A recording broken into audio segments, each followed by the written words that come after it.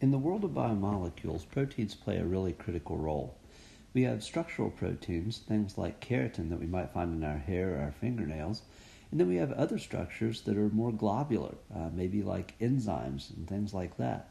So let's take a little closer look at how proteins fold and go from a long chain of polypeptides into the folded three-dimensional structure. The first level of protein folding isn't really folding at all. It depends on the sequence of amino acids in a polypeptide chain. We call this the primary sequence.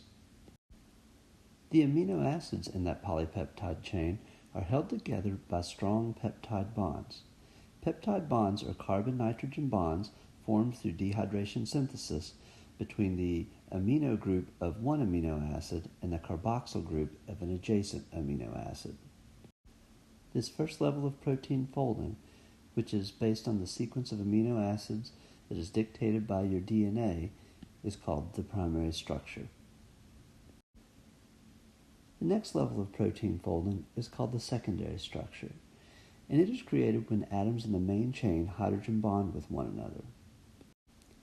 When these main chain atoms interact with each other, we tend to get two common shapes, an alpha helix or a beta pleated sheet.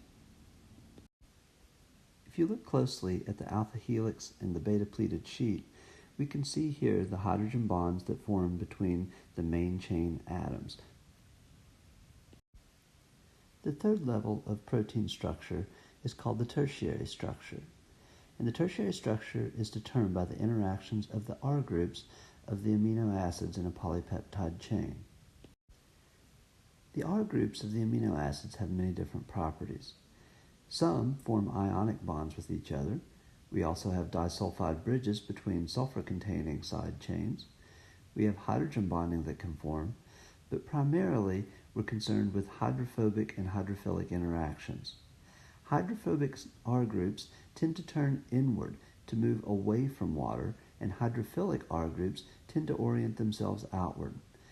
These interactions go a long way to determining the three-dimensional shape of a polypeptide. The fourth and final level of protein folding is the quaternary structure of proteins, and that is simply when two or more polypeptides interact with each other. A couple of famous examples of this are in the hemoglobin that carries oxygen in your bloodstream. Two alpha and beta globin units get together and complex an iron to form hemoglobin. Also, tubulin forms dimers that compose your microtubules.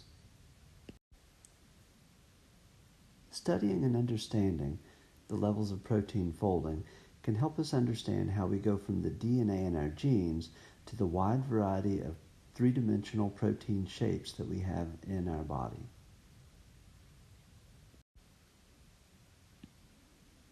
I hope you enjoyed the video, and thanks for watching. See you next time.